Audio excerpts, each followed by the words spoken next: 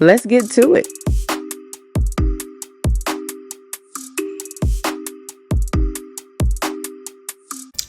I have a degree, yet I still can't find a full-time job with benefits. I have a degree, but I still can't find a job. There's really something about being unemployed that makes me want to shop. So I just found out that I did not get the job that I was interviewing for. I made it around to the final interviews and everything, and they just decided to go with somebody else. Welcome back, you guys. Thank you for tuning in to Tiffany Rose, where the truth don't get sugarcoated. Today we go get into these layoffs because people out here struggling, losing jobs, and can't find any after that. But I'm here to tell you, your life ain't over because the system broken. It ain't you. We go get into some real relatable content about things that's going on in this world. Let's get to it. I didn't think it would happen, but I kind of thought it would happen at some point. I got the email. Your role has been impacted. And today, let me tell you, has been a whirlwind of emotion. And I think that a lot of people, when they get laid off, they're sad, they're angry, it is what it is. To me, this is just another sign that God has always had my back and that there are more blessings coming. And I wasn't even gonna post this because there's a lot of haters out there I need to put my evil eye on. But I'm just so thankful. So if I've ever worked with you or this comes across your page and you were my client at one point, thank you. Drop in the comments a memory of working with me. And if you know of anyone that's hiring, holler at your girl. I think I'm gonna document this journey. Okay, love y'all.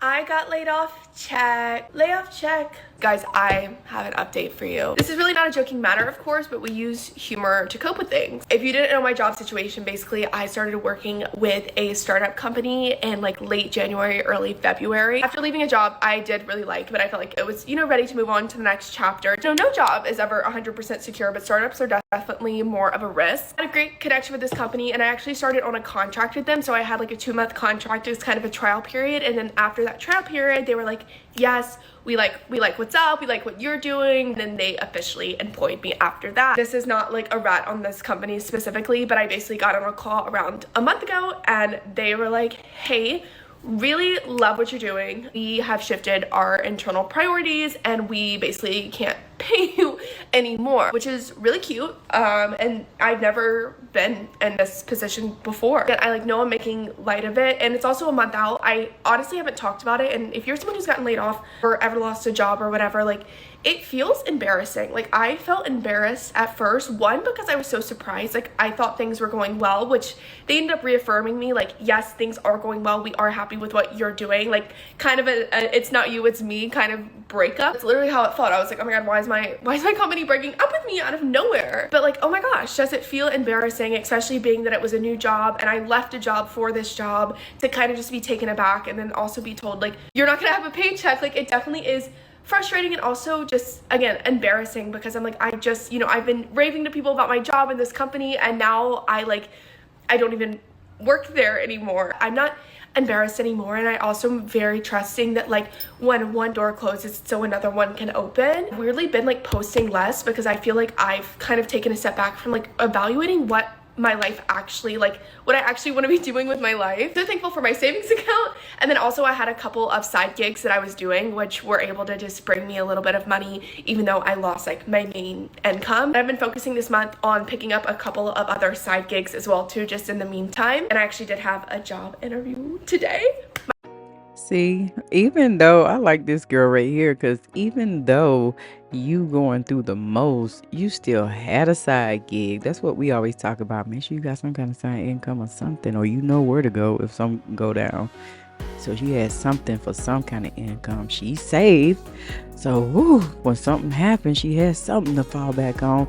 And then she got another interview. Man, that's what I be talking about. That's what I preach. All she just said in a row is what I talk about all the time. Because that right there saves you from a lot of turmoil.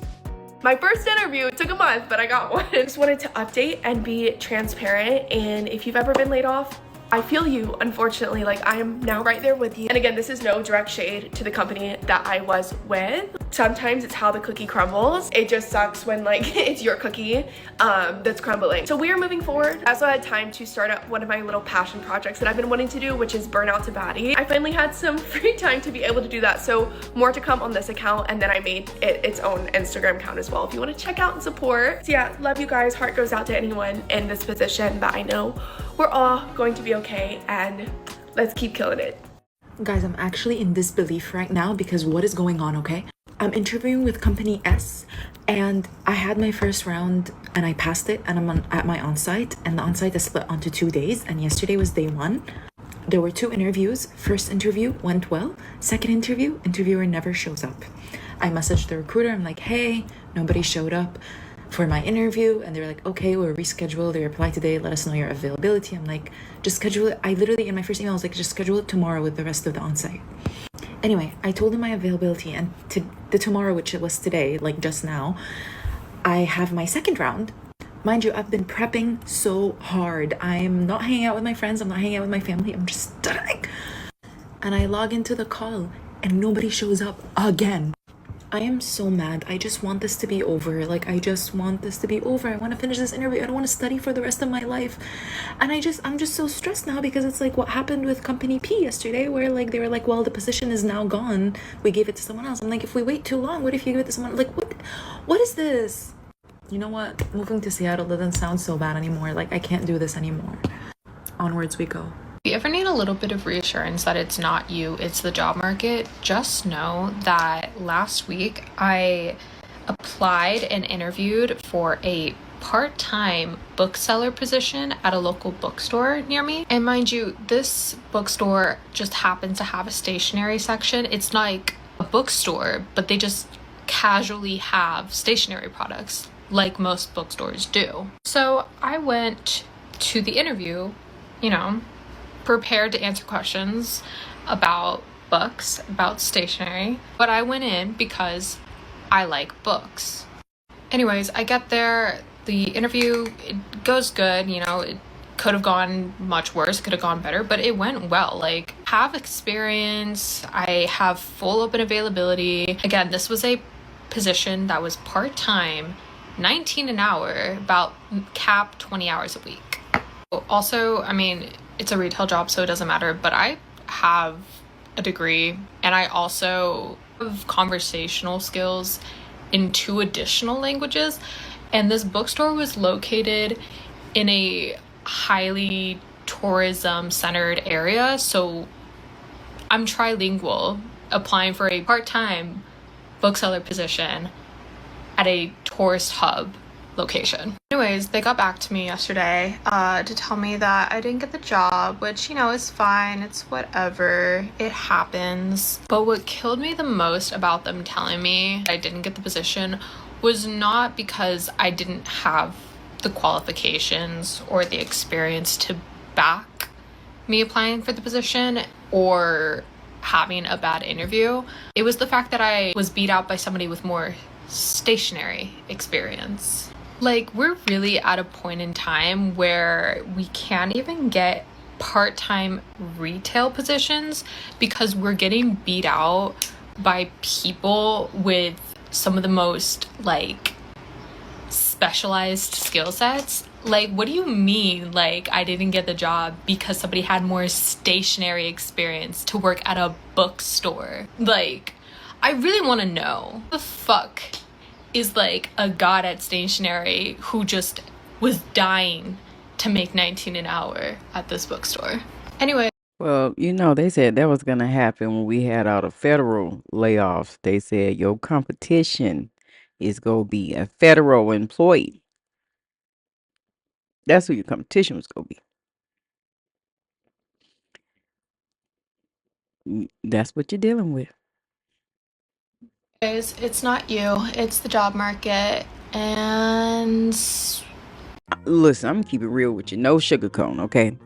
Layoffs just don't happen to other people. They hit regular folks, regular working folks, the people who thought their job was safe, people who never saw it coming.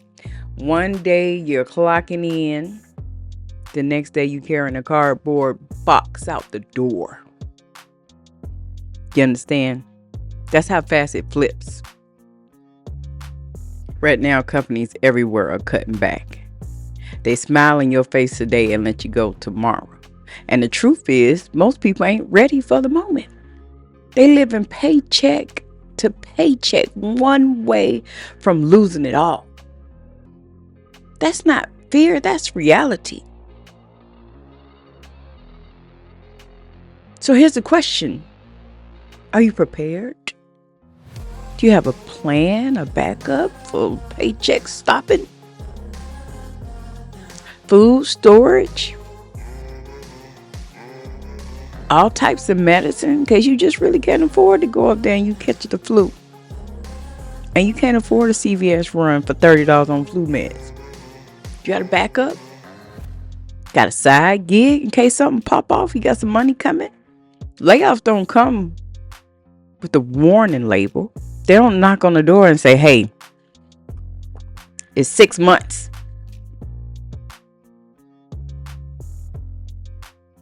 We're shutting this down. They come like a storm. This isn't about living in fear. It's about facing the truth.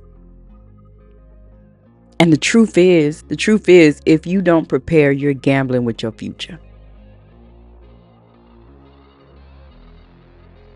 Don't wait until the pink slip shows up. Start now. Because when the collapse hit, you don't want to be caught off guard. Keep your eyes open. I'm Tiffany Rose. If you're new to the channel, make sure you like, comment, and subscribe. Let me know what you think down below about all these layoffs we got going on in this economy. I'm out.